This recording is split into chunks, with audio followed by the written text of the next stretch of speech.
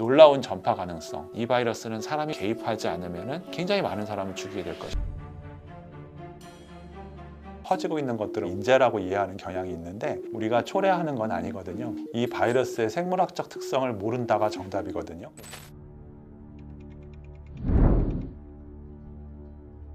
제가 볼 때는 이 바이러스가 지역을 선택하는 거예요. 바이러스가 특정 사회, 여러 가지 그 나라의 의료 시스템 이런 것들의 취약성들을 찾아오는 거죠.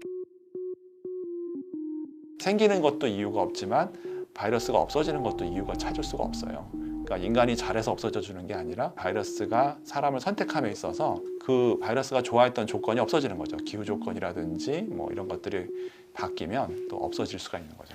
지금까지 경험했던 바이러스의 유추에서 말씀드릴 수밖에 없는데요. 예를 들면 전 국민을 감염시키는 방향으로 가면서 점점 약해지는 그런 병이 있어요. 대표적인 게 독감이에요. 그러니까 독감은 해마다 한 10%씩 감염이 되고 전 인구가 조금씩 면역을 가져가는 거죠. 그리고 독감은 치료약도 있고 예방약도 있죠. 인류에 큰 위험이 되지는 않고 있다라고 볼 수 있는 게 있겠고요. 메르스 같은 경우는 특정 지역을 못 벗어나는 거예요. 메르스 확진자가 메르스 공포가 메르스 사태가 정말 운이 없게 우리나라가 경험을 했었지만 메르스 코로나 바이러스 같은 경우는 중동 지역에서만 유행을 하고 있는데요.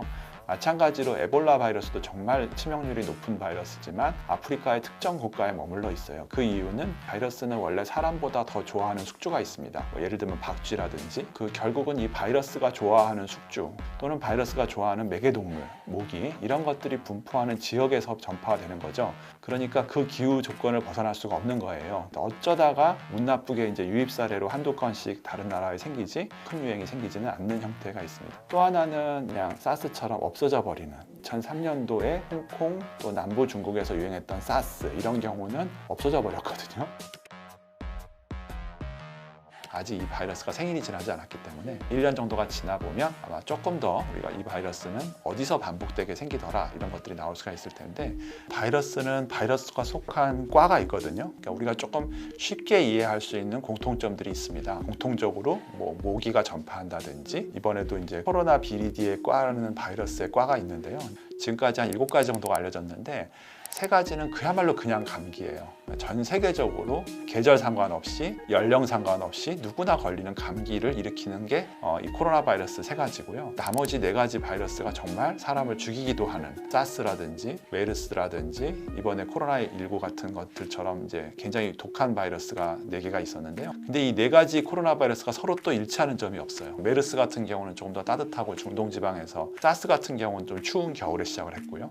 그러니까 지금 우리가 경험하는 이 코로나19가 정말 몇 년을 갈 수 있는 건지 몇 계절을 갈 수 있는 건지 전체적인 그림이 나오지 않았다고 해야죠.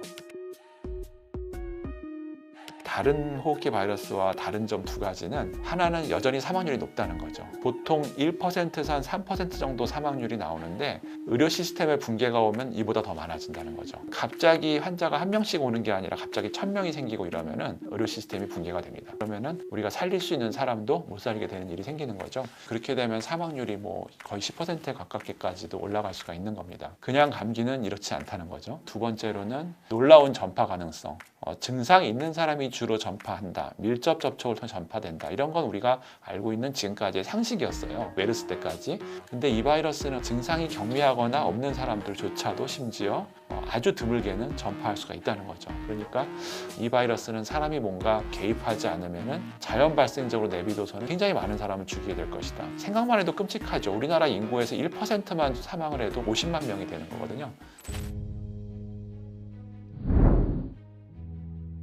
코로나 사태가 생겼을 때 감염내과 의사들이 모여서 어느 정도로 검사할까 이런 논의를 해봤던 적이 있었어요. 사적인 자리에서. 그런데 굉장히 대부분의 중론이 메르스를 경험하고 아주 뼈저리게 막 힘들었던 경험들이 아직 다 있었기 때문에 증상이 없는 사람도 검사해야 되지 않을까? 다 해야 되는 거 아니야? 좀 더 많은 사람을 검사해야 되지 않을까? 거의 이런 분위기에 가까웠었어요.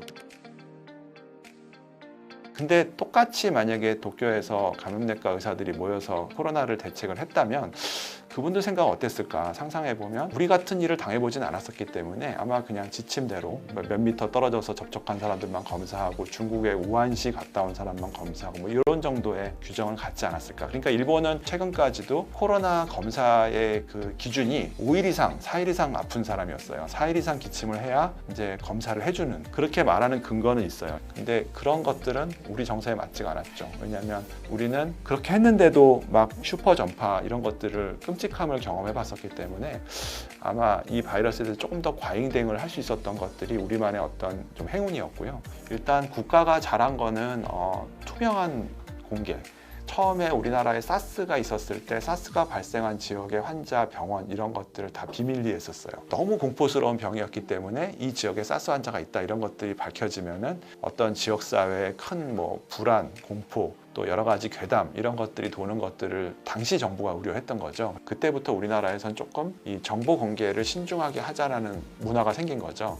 그것이 이제 메르스까지 갔어요. 근데 이제 메르스는 우리나라를 정말 여지없이 공격했습니다. 우리를 봐주지 않은 거죠. 이 메르스가 막 병원마다 터지고 확산되고 막 이랬을 때 국민들이 굉장히 분노하기 시작했던 거거든요. 환자가 한두 명 있었다 없어졌으면 상관이 없는데 뭐 한 100몇 명까지 생겼는데 정부가 이 어느 병을 생겼는지 그 환자의 동선이라든지 이런 걸 공개하지 않았다는 것에 대해서 굉장히 분노했었어요. 그러니까 아마도 이번 정부는 그때 그 교훈을 삼아서 국민들의 어떤 정보보호법에 해가 되지 않는 선에서라면 최대한의 정보를 공개하는 쪽으로 했던 것 같아요. 그리고 어떻게 보면 우리 국민도 그 정도 정보가 공개되어서도 과도하게 불안에 괴담을 퍼뜨리지 않고 국민들이 대응할 수 있는 우리의 어떤 시민정신이 있었기 때문에 통했던 것 같아요. 증상 있는 사람들은 모두 다 의사의 판단하에 무료로 검사받을 수 있었다. 이런 건 굉장한 겁니다. 실제로 그 검사가 아마 원가 자체를 해보더라도 거진 10만 원에 가까운 그런 부분에 대한 보험급여를 해준다. 이런 결정을 정책적으로 했다는 건 굉장히 잘한 부분입니다. 그렇지만 좀 이제 아쉬웠던 점은 메르스 때 이미 이런 전염병 위기 상태가 되었을 때는 민간 병원이 다 소화할 수가 없다는 걸 알고 있었어요. 그러니까 예를 들면 이런 전염병 위기 상태에서는 그런 병원들을 국가가 이제 소유하고 있었어야 되거든요. 사실은 국민들이 봤을 때 혈세로 저런 쓸데없는 병원을 지어야 돼? 라고 생각할 만한 병원이 필요한 겁니다. 그러니까 그런 부분들에 대한 대비가 조금 부족했던 것, 여전히 이제 역부족이었다는 것들이 대구 경북 지역에서는 드러났던 거고요. 대체로 유럽은 기본적인 격리 수칙, 그러니까 생활 방역을 하면서 거리 두기를 하면 극복이 될 걸 생각했던 것 같아요. 그럴 만도 한 것이 메르스나 이 정도 바이러스라면은 그게 가능하거든요. 근데 이 바이러스의 전파 가능성이 생각보다 무서워요. 그리고 똑같이 1000명의 환자가 생기더라도 2달 동안 천천히 생기는 게 아니라 한 2, 3일 동안 1000명의 환자가 생기면 의료기관이 폭발하는 거죠. 마비되는 거죠. 우리가 그 대구에서 경험했던 것 같은 상황이죠. 그런 게 되면은 정말 어처구니 없이 살릴 수 있는 분들이 사망하는 그런 안타까운 일이 생기거든요. 그러니까 아마 유럽에서의 좀 방역의 실패는 그런 예측하지 못했던 데서 나왔던 것 같아요. 우리가 이제 집단 면역이라고도 하죠. 다수의 사람들이 면역을 앓고 지나가면 이제 다시는 걸리지 않는. 근데 이번에도 조사해 보니까 생각보다 그냥 자연 경과로 전염이 됐을 때도 전체 인구의 한 3%, 4%밖에는 면역이 안 생기는 거예요. 그리고 한번 앓았던 사람들도 확실한 면역이 생기는지가 명확하지가 않고 걸렸던 사람들도 또 걸릴 수도 있고 이제 이런 것들이 불명확하죠. 그렇기 때문에 생각보다 코로나 바이러스가 어떤 집단 면역으로 이제 이겨낼 수 있는 것들이라고 보기엔 좀 어렵고. 코로나보다 정말 위험한 바이러스가 있죠. 이미 존재하고 있습니다. 만나면 잡아먹힐 수밖에 없는 무시무시한 맹수들이 지구상에 존재하죠. 그렇지만 우리가 다행히 그런 맹수들과 같이 살진 않아요. 예를 들어서 에볼라 바이러스. 한 번 지나가면 한 지역에서 500명, 600명씩 사망하는 이제 그런 바이러스인데 대개 그런 치명률이 높은 바이러스들이 일반적으로는 그렇게 범유행을 일으키지 못하는 이유는 이 바이러스를 전염시키는 사이클에 갇혀 있어요. 숙주동물, 매개동물, 기후, 지역, 사람 이런 모든 것들이 딱 맞는 조건에서만 전파가 일어나기 때문에 다행히 범유행이 일어나지는 않는 거고요. 또 한 가지는 치명률이 높은 바이러스는 우리가 빨리빨리 그 병을 격리해서 빨리 인식하고 알아보기 때문에 우리가 대응하는 것에 의해서 차단되는 거죠. 사스가 그랬던 거거든요. 초반에 많은 환자가 발생하더라도 그 사람들을 다 격리해서 몰아넣으면 이제 병이 없어지는 겁니다. 이번 코로나19 같은 경우는 예외적으로 불쑥 튀어나온 손님이잖아요. 콘테지언이라는 영화를 보시면 모종의 호흡기 바이러스로 막 지구가 끔찍한 일을 당하는 것들을 주제로 했었는데 거기에 나오는 주인공들 대부분이 단순 접촉으로 사망합니다. 손 씻기가 정말 중요한 거죠.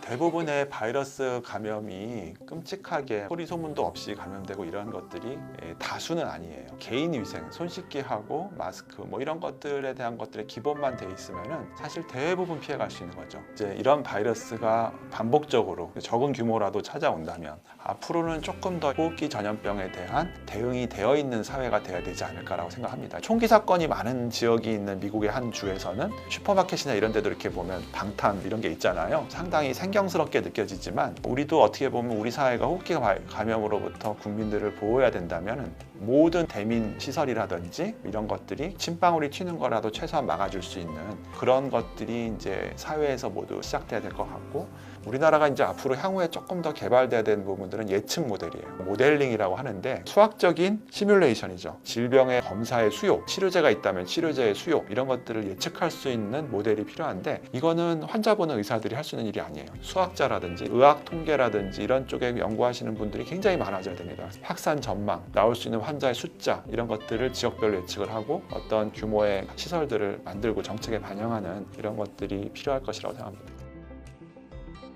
아직까지 코로나19 바이러스에 대해서 효과적인 치료제가 없다가 정답입니다. 현재까지는 바이러스 치료제가 원칙적으로 만들기가 힘든 이유가 바이러스는 불완전 생물체이기 때문에 그래요. 우리 몸에 들어와서 완전 생명체로 존재하면 걔만 딱 죽이면 되는데 반드시 우리 몸의 숙주세포에 기생하면서 감염을 일으키기 때문에 그 치료의 의미는 우리 숙주세포를 같이 죽여야만 치료가 되는 거거든요. 그러니까 치료제의 개발과 부작용을 또 피해가고 이런 것들이 어렵습니다. 렘데시비어 또 이제 클로로퀸, 아비간 여러 약제들이 후보약들이 있는데 아직까지는 이 약에 대해서 효능이 입증된 것들은 치료를 했던 사람들이 좋아졌다는 거예요. 안 한 사람보다 나은지는 아직 다 증명되지는 않아서 실험 중에 있는 거죠. 그렇지만 언젠가는 개발이 될 가능성이 있겠고 그 다음에 부분적인 효능이라도 찾는 게 관건입니다. 무슨 얘기냐면 예를 들면 렘데시비어가 임상 연구에서는 효능을 입증하는데 실패했다라고 하더라도 특정 군에서는 효능이 있더라. 젊은 사람한테는 잘 듣더라. 노인한테는 잘 듣더라. 뭐 이런 것들이 밝혀진다면 그거라도 굉장히 의미가 있는 결과가 될 가능성이 있을 것입니다.